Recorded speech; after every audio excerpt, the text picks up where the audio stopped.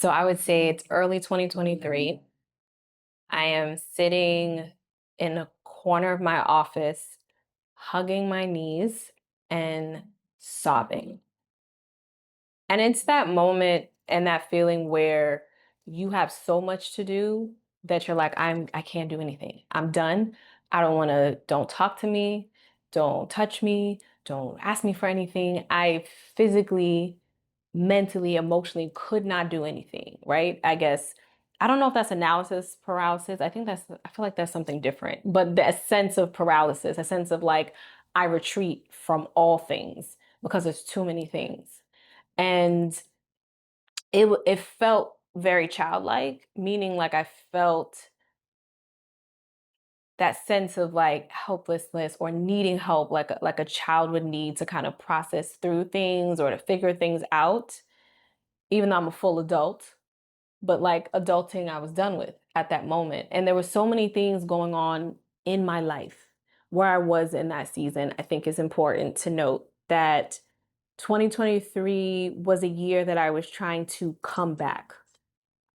And I don't know if I put it in air quotes because I don't know if that is even the word that I really want to use. But I was just I think I was trying to return to a sense of myself, to a sense of being more present. I was very disconnected at that time because the prior year, 2 years prior, 2021, that was the year that I lost my mom. And so I was in grief. And that had been like a 6 month journey, 6, 7 months. And I was there for every part of that journey. And then after that, when she passed in late June, I found out in late August of 2021 that I was pregnant, which I'm happy about. This is the child that I prayed for. And I'm also grieving. And I'm also starting to feel a little bit detached, but I think the pregnancy helped me feel some stuff. Feel like, okay, I have something to look forward to. I have something to do. I have something to keep me busy. I have to be healthy. I have to move in a certain way because I'm not just considering myself, which was the case before. I have a husband, I have a daughter. Um, but when you're pregnant, it's this feeling of like, okay, you got to take care of yourself because taking care of yourself is also taking care of the baby. And it's not just a physical thing, it's also a mental and emotional thing. And so I feel like I held it together and asked for support and talked to friends and vented and did the things. Then we had the baby in 2022 in the spring in May, and we, moved into a new house that summer. We bought our first house. It was like a lot back to back that I don't even think I had time to breathe. And then when 2023 came, I was like, okay, let me get my life together, right? Let me come back to a semblance of normalcy because in 2021, on that journey with my mom, I was still working. I'm still working my business. And I actually had a virtual event that I was doing during that time. I was putting on one for the first time. I had a lot to do. I was busy. I was not marketing. Thank God I had a social media manager, at that time because she was still putting stuff out for me because I was posting nothing and I wasn't marketing anything and I wasn't doing emails and I wasn't. And yet I got two clients while I was out in North Carolina via referral, via word of mouth. And so I was still working. And some of that was good, right? Because I was like, I have something else to occupy space in my mind. Um, but 2023, I was like, okay, I need to make sure that I am coming back to not being so disconnected. I actually felt a need to like be more present. And that meant I started saying yes to more things. I started saying yes to opportunities because I had just put off a lot of stuff, new baby, new house, like it was a lot. So I was like, okay, let me say yes to more opportunities. Yes, let me do that. Yes, I should, get back on this marketing and this. Let me yes to more coaching. Yes, to getting my mind right. And I'm glad that I said yes to the coaching, but I said yes to a lot of things. And all of that yesing And in all of that, I found myself on the corner of my office on the floor, hugging my knees and crying and feeling utterly overwhelmed, feeling like I'm failing at everything, feeling like I don't know what to do next, feeling like I'm going to disappoint or let down so many people because I'm a mess. How can I, real talk, how can I move in spaces where I'm helping you through your mess? And so this is where I'm glad I said yes to the coaching, right? Because I needed help through my mess. I also had supportive friends who had dealt with similar grief and having conversation with them and just that shared understanding, talking to my husband because he was grieving in his own way as well because he and my mom had their own relationship. And so he's going through those life steps with me. And so utilizing all the things that I could utilize, I was glad that I made that decision. And yet, and still, I needed boundaries that I wasn't creating because I felt like I needed to return to something. I needed to return to a sense of presence or whatever my normal was at that time or whatever I thought it was. And it did not serve me at all. And so I really wanted this to be about like kind of my journey to know, which was incredibly helpful. Incredibly helpful. I want to say skill. I don't know if I want to say it's a skill. I don't know what I would call it, a skill, a technique, but like it was an incredibly helpful aspect of it's incredibly helpful. Y'all, I'm at a loss for words. Help me below. But y'all know what I'm trying to say. Okay. Saying no is great. It was helpful. It created lines and boundaries where there needed to be lines and boundaries. And um I didn't realize that I wasn't setting those lines and boundaries, which led me to that moment in my office. And that was sometimes we need those moments as a catalyst to be like, nah, or no. There's so many ways to say it. So for me, in that moment, I remember, okay, I've got to say no to more things. And my husband would say to me, yeah, you're doing too much. And in full honesty, I'd be so ticked off when he said that to me. I was so upset when he would be like, and this was me upset in my head because I felt in my soul it was probably irrational for me to feel this way. So I didn't like put it on him. My face probably said it. I'm not someone who doesn't speak with their face and I'm an expressive person. And so when he would be like, yeah, you're doing too much. You need to stop doing so much. I would, which is true, but I was getting defensive. I would be like in my head, so you're trying to say I can't do it? You're trying to say that I'm not capable of pulling myself out and doing the things that I need to do? This is what I said in my head. And as I'm saying it in my head, I was like, Imani, this doesn't sound right. And yet it's still how I felt. But what I had to ask myself was, okay, so how are you going to feel when you do? You can do it. Sure, you can do it. How are you going to feel when you do it? How is it going to serve you when you do it? How are you going to feel while you're doing it? Are you going to be resentful? Are you going to be snippy? Let's call it. Are you like, how are you going to be able to show up in the way that you know how to show up and you feel that is authentic and real for you? And so he's right. You're doing too much. And so that led to my journey to no. And I would say that saying no in the beginning was difficult to things. Saying no in the beginning to people that I cared about was difficult. I feel like we say that in general, but I want to bring it in. I want to bring it in. I want to bring it in. Saying no to people that I cared about, saying no to certain work opportunities or business opportunities at that time because you feel like you're never going to get chances back. You're never going to get that opportunity back. You're never going to have the chance to do the thing again.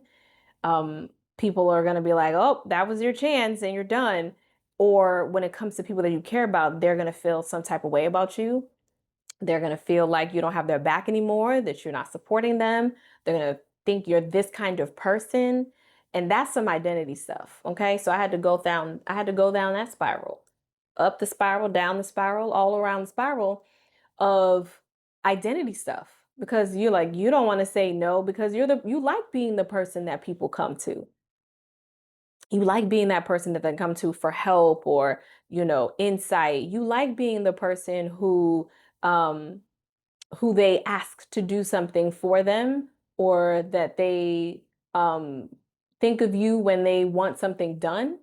There's a part of you that enjoys being that person. And then if you're not that person, then who are you? Who are you to them?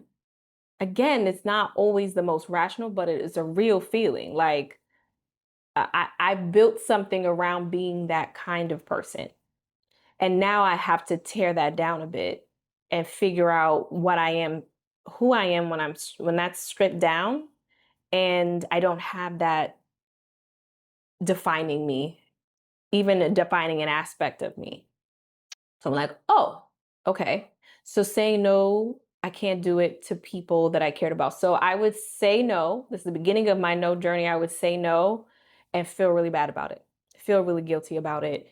Um, Not that great to admit, but feel bad about it to the point where I could feel it in my body. I would feel a little nauseated about it. Like it made me a little anxious around being like, no, I can't do that. And so, what I would do to kind of assuage that feeling would be to explain a lot. So I like, no, I can't do it because, Sovereign has been really acting out lately, or this is just a scenario, So, but my daughter is like needs me right now. And if I leave her, we're having these conversations when I leave the house, we're working on that kind of separation anxiety thing. So I would just be explaining away so that that person that I cared about understood that it's not about them, that I didn't care about them, that I didn't want to help them. But it was just this thing. And my husband would be like, "You're really saying a lot. You really feel the need to explain yourself." And the truth is, I did, because I felt anxious about it, because I felt all those other things. This was a way for me to at least be like, oh, I want you to understand where I'm coming from. And in the process, and that season of saying no was a lot about the other person. Like I was saying no for me, but I was putting a lot of emphasis on the other person, or the other thing that I was kind of saying no to. And then I moved into saying no with fewer explanation. So I would um, say no and just, no, that's not true. I would say no with explanation. Okay, let me get the journey right. I would say no with explanation, but I felt less guilty about it. I feel like the guilt and the anxiety around doing it started to dissipate before I started to explain less. So I would say no, and I'd be like, okay, I would explain my whole thing, go through my diatribe, and then be like, okay, I did that. Whew, good for me. This was good for me. And then I got to the point where I was explaining less, where I had shorter explanations. And I would say that's where I am now. I'm not a no as a complete sentence type of person. Because let's be real about that. Because I know they say no as a complete sentence. I get it. I understand. However, I feel like when you're talking to another person, especially a friend, someone you care about, there's a silence that happens after you say no, as if they are now anticipating. They want you to tell them, like, oh, well, why not? Like the why not is in the air. You're like, hey, so, yeah, no, I can't. And they're like, You know what I'm saying? So there's almost this feeling of, whether you're on the phone, whether you're in person, it's almost this feeling of, well, why not? And so you feel like you're supposed to say something in that space. And perhaps the examination is in that expectation that if you know that person, if you have history with that person, if they know who you are at their core, if you've helped and supported them in the past, there's reciprocity and alignment in the relationship, that if in this time you said, no, I can't do it, it should be enough. It should just be like, okay, cool. I know they have a good reason. I think in a beautiful world, that would be the case. I don't feel like, at least not with everybody, that's just not the case. And so then you have to stand in it and be like, well, no, I can't. No, I don't have the bandwidth for that. And I can think of a specific time where I was supposed to meet up with a friend and it was so much going on and I just couldn't do it. And I got on the phone and I said, no, I just don't have the bandwidth. And I said, I just don't have the bandwidth. I think that's a pretty truncated, compared to my past no's, it's a pretty truncated no. And that's what I would say. I would be like, no, I don't have the energy for that, or like so much going on right now, I can't do it, that kind of thing. I'm not at a space where I'd be like, no. Do you mind if you? No. Like that just giving mean girl vibes. That's just not a part of my spirit. But for those who can do that and have it feel aligned and fluid, cool. This is just where I am in my journey. So from guilt and anxiety around no and long explanations to long explanations without guilt and anxiety, to shorter explanations. But I was really able to clear out a lot of stuff for myself in being able to set those boundaries, and it was about my wellness and my well-being, and that is how I kind of discern whether I'm going to say yes or no. Like, is this something that's going to jack me up? I do this often because I will hear good ideas that people want me to be a part of this and you want to do this. And I have to truly ask myself, like, can I do this? Can I do this well on top of what I'm already doing? Is something that I'm doing going to suffer because of this? And I find myself, here's a little caveat I don't hear talked about often. I find that sometimes we're in situations, or I'm in a situation where somebody asked me to do something and I think it's a good idea, and I might be like, okay, yeah, I can see that. Okay. And it kind of like, it's more like I'll think about it vibes. Then I think about it and it's the come back with the no. It's the no comeback. It's like the nah, I can't do it. I thought about it and now I can't do it. And a lot of times there are things I need to pause and think before yes.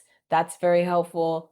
But is this something that is good for my well-being? Is this something that I can do? Is this something that other areas of my aspects of my life that are important to me are not going to suffer because of it, including time in my relationship, time with my kids, time for myself, not just work. This is not just work related stuff. This is life related stuff for me. Like, do I have spaciousness to do the things that light me up, to do the things that I feel like we're here doing life for? That's what living is about. The times I get to spend with my kids and the time that I get to spend with my husband, the time that I have carved out, and it was in that journey of no where I've carved out time for myself, spaciousness for me to do the things that I like, which are very important to me and trickles down to my whole family. I don't know why I said it like that, but yeah, that's how it came out. So, but yeah, it's true. It is true that that became more important through the process of me setting the boundaries around, nah, no, will not, cannot, this isn't the time for me, etc. And that included certain things, like I said earlier, around business, right? And I still have to pull it through the filter of like, is this something that I can really do well? Is this something that I really, really wanted to do? Because I'm not going to say sometimes you got to lose a little sleep for something you've been waiting around for a long, long time and that opportunity comes your way. Like, you may have a few all-nighters, you may lose a little sleep, you have to figure that out. But if it's just something, if it's just like, oh, I could use the money, I could use it, probably no. It's most likely a no for me and not a maybe. That's another thing. I strive not to live in a maybe space. Or if it's I'm thinking about it, I'm in that maybe space, but not for long. So that I can definitively let my yeses be yeses, as they say, and my no's be no. And that's really important. And the filter being me, my well-being, my wellness, my energy, my ability, my desires. Truly, is this, in line with what I desire for my life? And the spaciousness feels like the opposite of being in the corner of that office. Feels like the opposite of being overwhelmed, of being burdened, of feeling bogged down. It feels like like the ability to breathe. It feels like being able to take a big exhale. It feels like space. It feels like more peace. Like you're gonna get stressed, things gonna try to disturb your peace, but I'm like, nah, it feels like more peace. I don't believe that I'd be able to do the things and try things right now that I'm trying out for myself if I was still that woman that was bringing in all the yeses, that was saying yes. And now I wanted to share in hopes that this resonated with someone too, because it was that moment that was a turning point for me. And it took the realizing everything that I had been through prior to that, that brought me to that place. And it took realizing that that place was an opportunity for me to make a choice to do something different. When we are like in the fetal position, sobbing moment, let's move through it, sob, cry, let it out, like get the tissues, all the things. And then I take it as now is this is my opportunity. This is the catalyst. This is the moment where I decide what it is that I need to shift and change in my life, because something obviously needs to shift and change, and taking steps towards that. And this was a big one for me. So yeah, I hope this was beneficial. I hope this was helpful. If this hits you somewhere, tell me about it below. I do feel like many of us have our, you know, corner fetal position moment of just overwhelm. And what did you do after it? How did you overcome it? Any piece of that that you are open to sharing, I'd love to hear in the comments, and we can keep the conversation going. All right. I'm Imani. I make these videos to encourage you to stay connected to yourself, to your spouse, and to creating a life that feels good to you, because we only get the one. So if that's your vibe, please subscribe. Let's continue the conversation. Thank you so much for hanging out with me and listening to me today, and I'll catch you in the next video.